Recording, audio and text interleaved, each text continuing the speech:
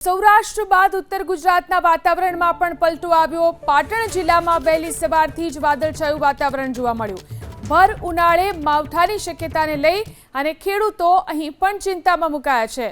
તો સૌરાષ્ટ્ર બાદ ઉત્તર ગુજરાતમાં પણ વાતાવરણમાં પલટો। અનેક વિસ્તારોમાં ખાસ કરી પાટણ જિલ્લામાં વહેલી સવારથી વાદળછાયું વાતાવરણ છે। આકાશમાં કાળા ડિબાંગ વાદળો જોવા મળી રહ્યા છે। ભર ઉનાળે કમોસમી વરસાદની શક્યતાને લઈને અહીં પણ ખેડૂતો ચિંતામાં મુકાયા છે। જે રીતે હવામાન વિભાગે આગાહી કરી છે, ઉત્તર ગુજરાતમાં પણ વરસાદની આગાહી। આગામી 1 કલાક રાજ્યના કેટલાક વિસ્તારો માટે છે ભારે। જી હા, હવામાન વિભાગે આગામી 1 કલાક માટે વરસાદની આગાહી કરી છે, જેમાં ઉત્તર ગુજરાતમાં બનાસકાંઠા, પાટણ, સૌરાષ્ટ્રમાં સુરેન્દ્રનગર, મોરબી, જામનગર, પોરબંદર, જૂનાગઢ, રાજકોટ, ગીર સોમનાથ અને બોટાદમાં કમોસમી વરસાદ ખાબકી શકે છે। આ સરહદ પ્રદેશ દીવમાં પણ વરસાદની આગાહી કરવામાં આવી છે। આ સાથે જ 40 કિલોમીટર પ્રતિ કલાકની ઝડપે પવન પણ ફૂંકાઈ શકે છે।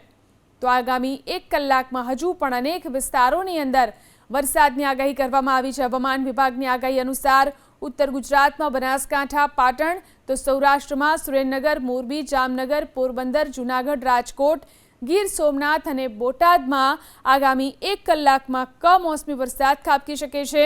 આ તરફ પ્રદેશ દીવમાં પણ વરસાદની આગાહી આપવામાં આવી છે।